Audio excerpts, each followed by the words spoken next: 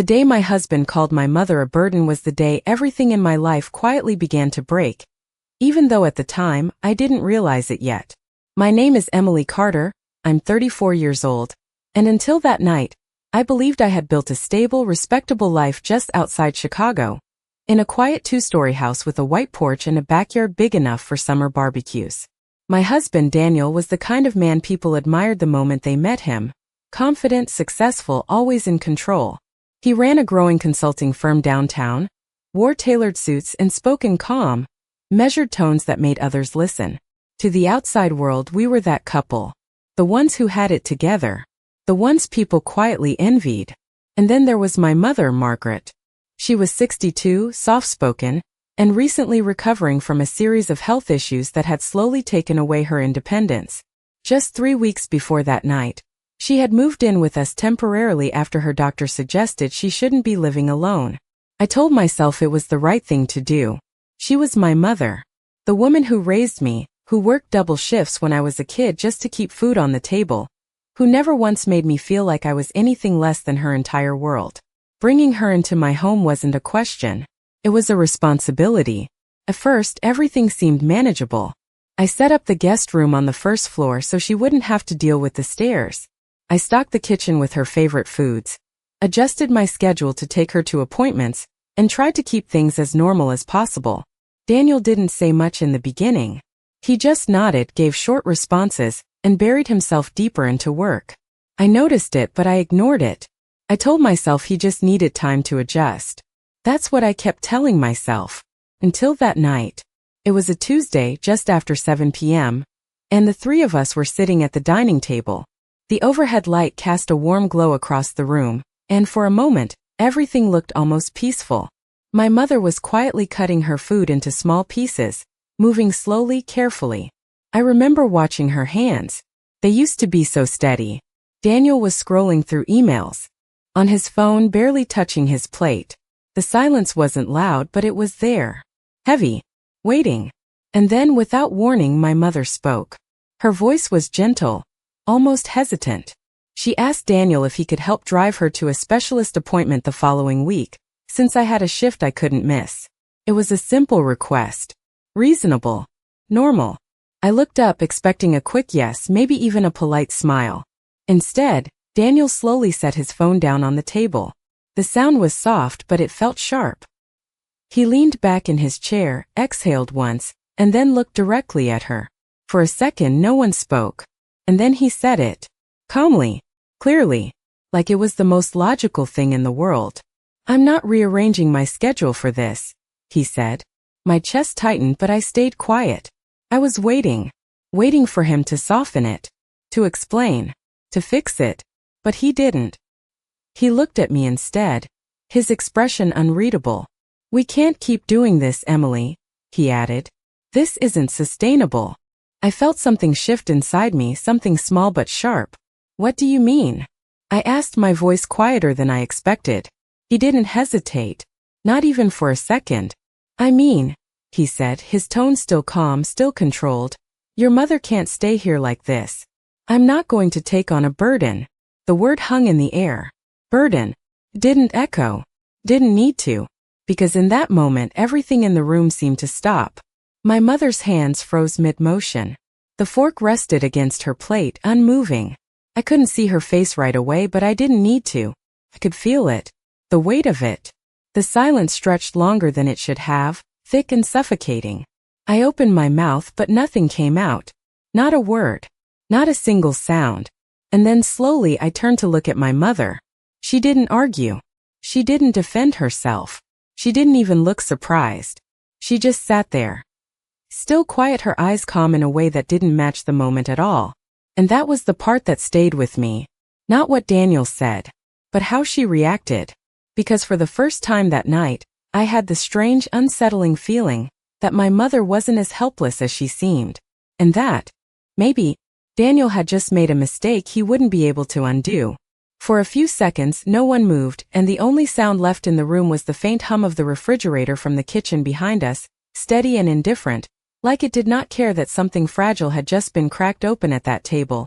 And I remember forcing myself to breathe slow and quiet, because if I did not, I felt like I might say something I could not take back, something that would turn this moment into something even worse. So instead I reached for my glass of water, my hand slightly unsteady, and took a small sip just to have something to do, something normal. But nothing about that moment felt normal anymore. And across from me, my mother gently placed her fork down on the plate, carefully, almost too carefully, like she was trying not to make any noise at all. And when she finally spoke, her voice was soft, almost too calm. She said it was all right, that she could find another way to get to her appointment, that she did not want to inconvenience anyone, and hearing her say that word, inconvenience, made something twist inside my chest, because she had never been an inconvenience to me, not once, and I opened my mouth to respond, to say something, anything, but Daniel spoke again before I could, his tone still measured, still composed, like he was explaining something obvious, something reasonable.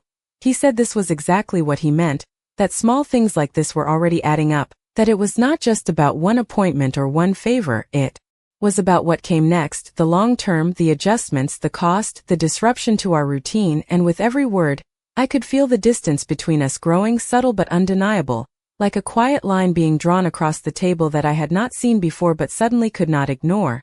And I glanced at my mother again, expecting to see hurt, maybe even embarrassment, but instead I saw something else, something quieter, something harder to read. Her expression was calm, almost distant, as if she had already stepped outside of the moment, like she was observing it instead of being part of it. And that unsettled me more than anything Daniel had said, because it did not match the situation at all. And then she gave a small nod, a polite one, the kind she used with strangers, and said she would go rest for the evening, that she was feeling a little tired. And before I could stop her, she slowly pushed her chair back and stood up, her movements careful but steady, and she walked toward the hallway without looking back, without saying anything else, and I watched her disappear into the guest room, the door closing gently behind her with a soft click that somehow sounded louder than Daniel's words. And when I turned back to him, I realized he was already picking up his phone again, like the conversation had ended for him, like nothing significant had just happened. And that was the moment something inside me shifted, not loudly, not dramatically, but enough that I could feel it, a quiet awareness settling in. And I asked him as calmly as I could if he really believed what he said, if he truly saw my mother as a burden. And he did not hesitate, not even for a second. He looked at me and said yes, that he was being honest, that someone had to say it, and that if I wanted to build a stable future with him, I needed to start thinking practically too. And I stared at him, trying to recognize the man I married in the person sitting across from me, trying to understand when that shift had happened, or if it had always been there and I had simply chosen not to see it. And for a long moment, neither of us spoke again, and eventually I stood up, my chair scraping lightly against the floor, and I told him I was going to check on my mother.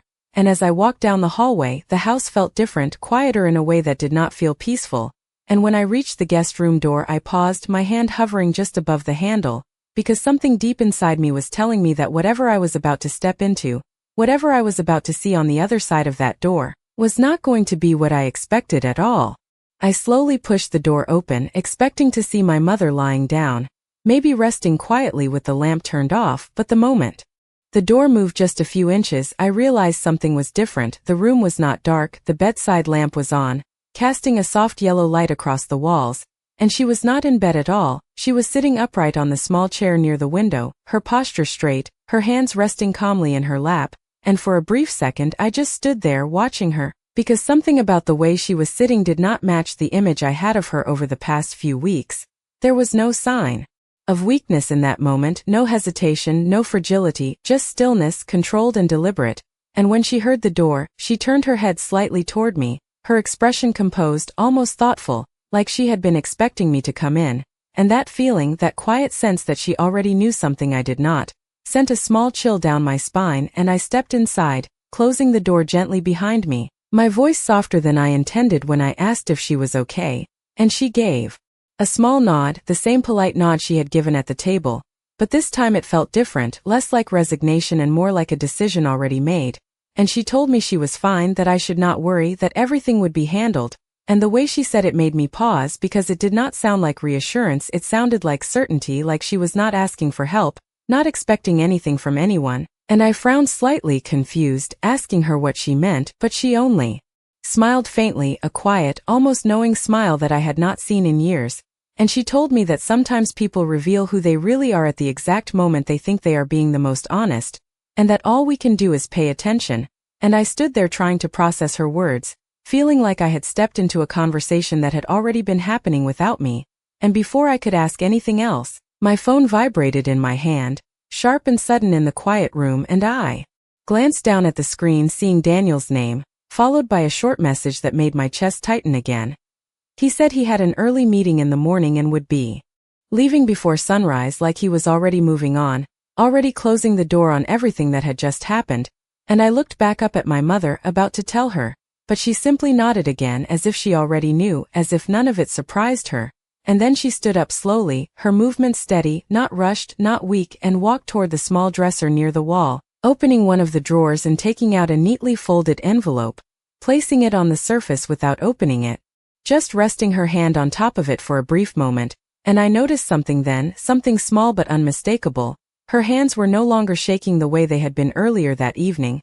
They were completely still, completely controlled, and she turned back toward me, her eyes meeting mine in a way that felt deeper than before, more direct, and she told me to get some rest, that tomorrow was going to be a long day, and the way she said tomorrow made my stomach tighten, because it sounded less like a prediction and more like a warning, and as I stood there in that softly lit room watching her calm, composed figure, I realized that whatever I thought I understood about my mother, about our situation, about what had just happened at that table was incomplete, because something was about to change, and for the first time since dinner, I was not just hurt or confused, I was uneasy, deeply uneasy, because I had the growing sense that Daniel had not just crossed a line that night, he had stepped into something far bigger than he realized, something that would not stay quiet for long. That night I barely slept, and when I say barely, I mean I spent hours staring at the ceiling, listening to the quiet sounds of the house shifting around me, the occasional creak of the floorboards, the distant hum of traffic outside, and every time I closed my eyes, I kept seeing that moment at the table replaying in my head, Daniel's voice calm and firm, my mother's silence even stronger, and the more I thought about it, the more something about it felt off, not just wrong but incomplete, like I had only seen the surface of something much deeper. And at some point I must have drifted off for a short while, because the next thing I remember was the faint sound of the front door closing, soft but distinct, and I immediately reached for my phone on the nightstand, the screen lighting up to show it was just after 5:30 in the morning, earlier than Daniel usually left, and for a moment I just lay there, staring at the time, remembering his message from the night before about the early meeting, and something about it didn't sit right with me, not because he had a meeting but because of how quickly he seemed to distance himself from everything that had happened, like he wanted to move past it without dealing with it, and I sat up slowly, the room still dim with early morning light just beginning to seep through the curtains, and I listened, expecting to hear my mother moving in the guest room, maybe preparing tea or getting ready for the day the way she usually did, but there was nothing, no sound at all, and that silence pulled me out of bed faster than anything else could have, and I slipped on my robe and stepped into the hallway, the air cool against my skin, the house feeling strangely still, and as I walked toward the guest room, I noticed the door was slightly open, just enough to let a thin line of light stretch across the floor, and my heart picked up slightly, not out of fear exactly, but out of that same uneasy feeling that had been building since the night before, and I pushed the door open gently, expecting to see her inside. But the room was empty, the bed neatly made, the lamp turned off, the chair by the window pushed back into place like it had never been used, and I stood there for a second confused, scanning the room again as if she might somehow appear if I looked closely enough, but she was not there, and then my eyes moved to the dresser and I saw it, the envelope she had taken out the night before was gone, and in its place was nothing, just a clean empty surface, and that was when my chest tightened, because she had not mentioned leaving, not even once, and I turned quickly, stepping back into the hallway, calling her name softly at first, then louder, checking the kitchen, the living room, even the back porch, but the house was empty, completely empty, and I stood there in the middle of the kitchen, the early morning light now filling the space, making everything look normal, almost peaceful, but nothing felt normal anymore, and just as I reached for my phone to call her, it rang in my hand, the sudden vibration making me flinch slightly, and when I looked at the screen I saw a number I did not recognize, no name, just a string of digits, and for a brief second I hesitated.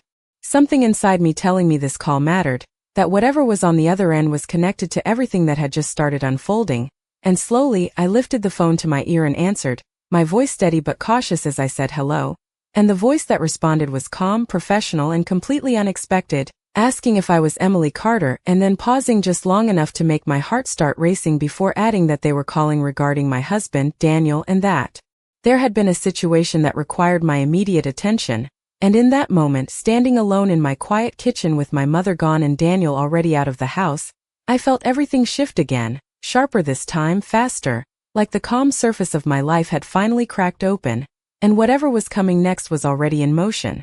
For a moment I could not speak, my fingers tightening slightly around the phone as I tried to steady my breathing, because the tone of the voice on the other end was not emotional, not rushed, but controlled in a way that made everything feel more serious. And I asked them to repeat what they had just said, my voice quieter now, more focused, and they calmly explained that they were calling from Daniel's company, that there had been an unexpected issue involving one of their major accounts, and that Daniel was currently unavailable but had listed me as an emergency contact, and I felt a small wave of confusion pass through me because Daniel never did that. He kept his work life separate, always controlled, always precise, and the idea that something had gone wrong to the point where someone else was calling me did not fit the version of him I knew.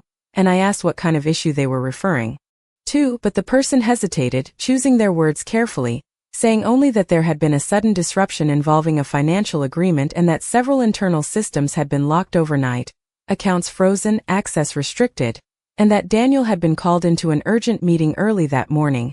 And as I listened, something cold settled in my chest, because the timing was too precise, too close to what had happened the night before, and I glanced around the empty kitchen.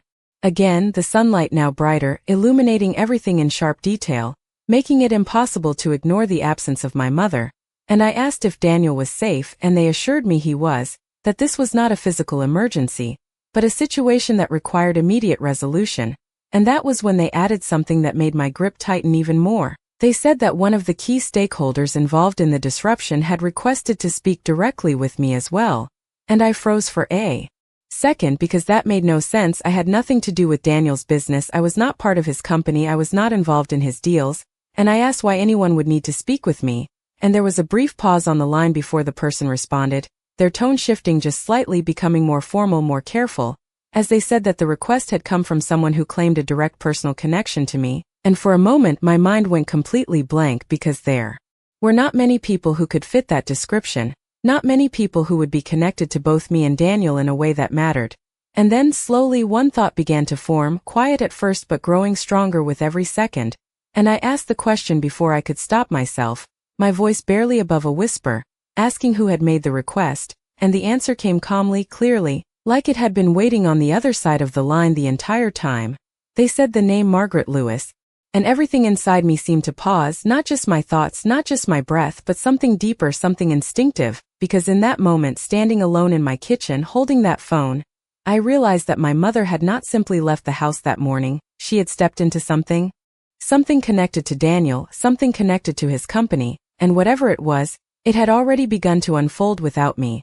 And as the voice on the phone continued explaining that I was expected at the office as soon as possible, giving me an address and a time, I barely registered the details, because my mind was already racing ahead, trying to piece together something that did not yet fully make sense, and as the call ended and the line went silent, I stood there for a long moment, staring at my reflection in the dark screen of my phone, and for the first time since all of this started, one thought became impossible to ignore. This was not a coincidence, not timing, not chance, this was something deliberate, something planned, and somehow my mother was at the center of it. I do not remember grabbing my keys or even locking the front door behind me, but the next thing I knew I was already in my car, my hands gripping the steering wheel tighter than usual as I pulled out of the driveway, the morning sun low in the sky casting long shadows across the quiet suburban street, everything around me looking exactly the same as it had every other morning, and yet nothing felt the same anymore, because my mind kept replaying that name over and over again, Margaret Lewis, my mother, the same woman who had been sitting quietly at my dining table just hours ago, the same woman who had spoken so gently, so calmly, as if she had already accepted everything, and now somehow she was connected to a situation that had shaken Daniel's entire company overnight.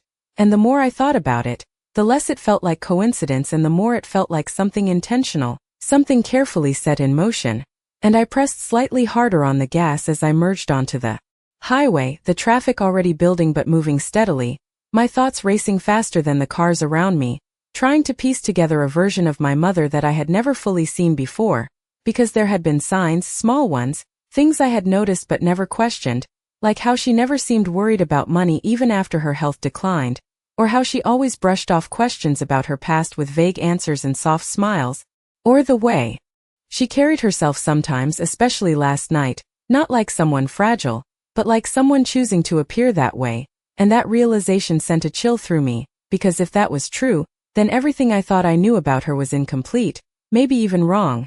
And as I exited the highway and turned toward the downtown district where Daniel's office was located, the buildings rising taller, the streets busier, I could feel the tension in my chest tightening with every block, because I had no idea what I was about to walk into, no idea what I was going to see or hear, only that whatever it was had already begun without me.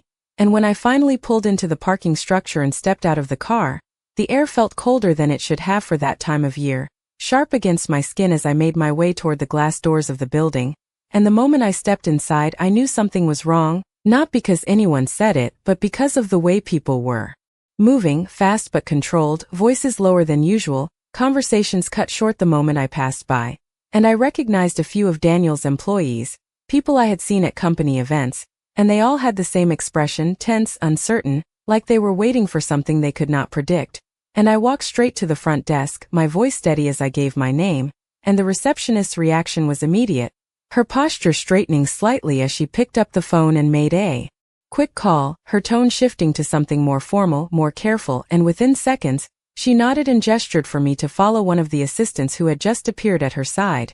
And as I followed him down the long hallway lined with glass offices, I could see small groups of people gathered inside, talking in low voices, their expressions serious, their attention shifting toward me as I passed, and with every step, that same thought kept growing louder in my mind.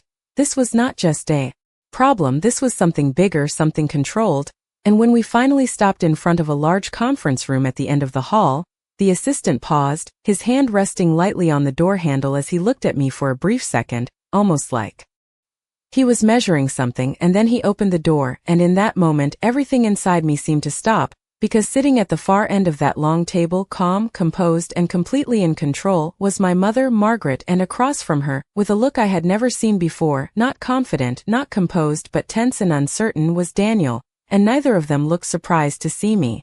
For a moment, no one spoke, and the silence inside that glass-walled room felt heavier than anything I had experienced before, because this was not the quiet of uncertainty, this was the quiet of control, and my mother was at the center of it, sitting straight in her chair with her hands calmly folded on the table, her posture steady, her expression composed in a way I had never seen before, and I slowly stepped inside, the door closing softly behind me, the sound barely noticeable yet somehow marking the point where everything changed. And Daniel looked at me, his eyes meeting mine for just a second, and in that brief moment I saw something I had never seen in him before, not confidence, not control, but doubt, real and unmistakable, and that alone told me more than any explanation could have, and I moved closer to the table, my voice quiet but firm as I asked what was going on, and before Daniel could respond, my mother spoke, her tone calm, measured, the same tone she had used the night before but now carrying a weight that filled the entire room. She said it was time I understood the full picture,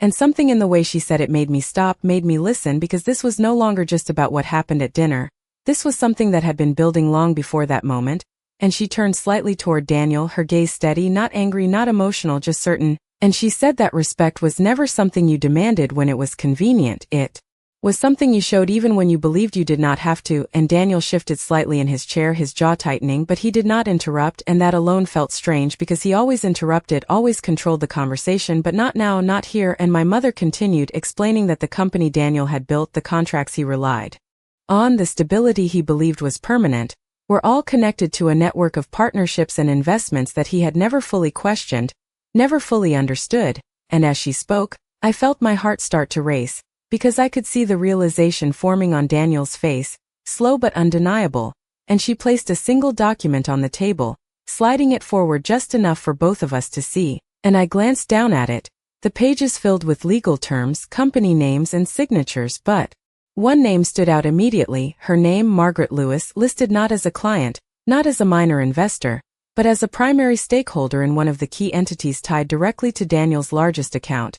And I looked up at her, my mind struggling to catch up with what I was seeing, because none of this made sense with the version of her I had known my entire life, and she met my gaze calmly, as if she had been waiting for this exact moment. And she explained that years ago, long before her health declined, she had made decisions, investments, choices that shaped a network of opportunities, and that when Daniel's company entered that network, it benefited from it without ever questioning its origin. And Daniel finally spoke then, his voice lower than usual, less certain, asking why none of this had ever been mentioned, and my mother's response was simple. She said that it had never been necessary, that until last night, she had no reason to step forward. And the weight of those words settled heavily in the room because the implication was clear. Everything that was happening now, every disruption, every locked account, every urgent meeting, had not come from nowhere. It had been triggered, and Daniel leaned forward slightly, his hands pressing against the table as if he was trying to steady himself, asking what she wanted, what the point of all this was, and for the first time, my mother's expression shifted just slightly, not into anger, not into satisfaction, but into something more resolute, and she said that the point was simple. People reveal their values in moments they believe have no consequences, and sometimes those moments are the ones that matter the most. And then she looked directly at him and said that he had made his position very clear the night before, and now it was her turn to respond. And as I stood there between them, watching the dynamic shift in real time, I realized that this was no longer just a confrontation. This was a reckoning, and Daniel was no longer in control of it. Daniel did not speak immediately, and that silence, coming from a man who always had something to say, felt heavier than anything else in the room, because for the first time since I had known him, he was not controlling the direction of the conversation. He was reacting to it, trying to understand it, trying to find a way back into a position of power that no longer belonged to him, and I watched as he leaned back slightly in his chair, his eyes moving from the document to my mother and then briefly to me, as if searching for something familiar to hold on to, but there was nothing familiar left in this moment, and when he finally spoke, his voice was lower, more measured than before. He said that if this was about last night, then it had been a misunderstanding, that he had not meant to be disrespectful, that he was simply trying to be practical, and I felt something shift inside me when I heard those words, not because of what he said, but because of how quickly he tried to reframe it, to soften it, to turn something clear into something negotiable. And my mother listened without interrupting, her expression unchanged, her posture still calm, and when he finished, she gave a small nod, not in agreement but in acknowledgement, as if she had expected exactly that response. And then she said something that made the entire room feel even quieter. She said that intention and impact were not the same thing, and that people often relied on that difference when it suited them. And Daniel's jaw tightened slightly, but he remained silent, and she continued, explaining that she had spent years building relationships based on trust, not convenience, and that the companies tied to those relationships valued stability, respect, and long-term thinking, not short-term decisions driven by personal discomfort. And as she spoke, I could see the tension building in Daniel's posture, the way his shoulders stiffened, the way his fingers pressed lightly against the table. Because he understood exactly what she was saying. This was not just about a personal disagreement, this was about the foundation of his business. And then she placed another document on the table, sliding it forward slowly, deliberately, and she explained that the accounts currently frozen were under review, not permanently closed, that decisions had not yet been finalized, and that there was still an opportunity to resolve the situation. And for a brief moment, I saw a flicker of relief in Daniel's expression, small but undeniable, like he had found a possible way out, and he leaned forward slightly, asking what needed to be done, his voice careful now, controlled but no longer confident, and my mother looked at him directly, her gaze steady, and said that the first step was understanding what had been broken, not financially but personally, and that repairing a system required more than adjusting numbers, it required acknowledging the values that supported it. And I felt my chest tighten as I listened, because I realized this was not just a negotiation, this was a test, and Daniel knew it too, and he hesitated just for a second before speaking again, saying that he understood, that he was willing to correct the situation, that he would do what was necessary, and for the first time, his voice carried something close to uncertainty, something that had not been there before. And my mother studied him for a moment, quiet, thoughtful, as if weighing something internally, and then she shifted her attention to me, her expression softening just slightly, and she said that this decision was not hers alone, that I needed to understand everything before any final steps were taken, And that was when I realized that this moment, this entire situation was no longer just about Daniel's actions or her response, it was about me as well, about what I chose to accept, what I chose to ignore, and what I was willing to stand for. And as I stood there between them, feeling the weight of both their expectations in completely different ways, I understood that whatever happened next would not just change Daniel's future, it would change mine too.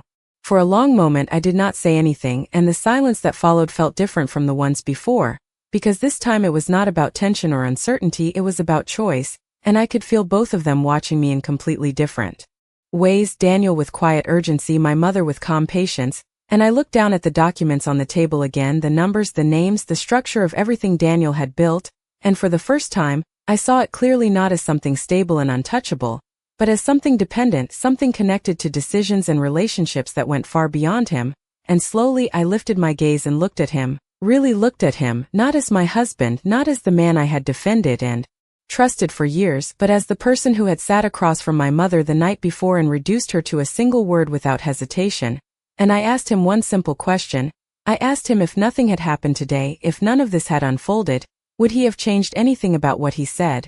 And the room went still again, because this was not about strategy or negotiation anymore, this was about truth. And Daniel hesitated just for a second, but it was enough for me to see that his answer was not as clear as he wanted it to be. And when he finally spoke, he said that he would have handled it differently, that he would have chosen better words. And I felt something settle inside me when I heard that, not anger, not shock, but clarity, because better words were not the same as a different belief. And I nodded slowly, more to myself than to him, and then I turned to my mother, meeting her calm, steady gaze, and in that moment, I understood something I had never fully understood before, that strength did not always look loud or obvious. Sometimes it looked like quiet patience, like waiting, like knowing exactly when to step forward and when to remain still. And I realized that she had not acted out of anger or revenge, she had acted out of principle, drawing a line not with emotion, but with certainty. And I took a small breath before speaking, my voice steady, clearer than it had been all morning. And I said that I understood what had been broken, not just in his business but in our home, in the way respect had been treated as optional. And I said that no contract, no account, no deal mattered more than the way people chose to treat each other when they believed there would be no consequences. And Daniel looked at me then, really looked at me, as if trying to find the version of me that would make this easier for him, but that version was gone. And I told him that whatever decision was made about his company would be separate from the decision I needed to make about my life, and that I could not ignore what I had seen, what I had heard, and what I now understood. And for the first time there was no immediate response from him, no attempt to argue or redirect, just silence, heavy and final. And my mother did not speak either, she simply watched, her expression calm, her presence steady. And I stepped back slightly from the table, feeling something inside me shift into place, not dramatic, not overwhelming, but certain. And as I turned toward the door, I paused for just a moment, not to look back, but to take in the weight of everything that had led to this point. And I realized that the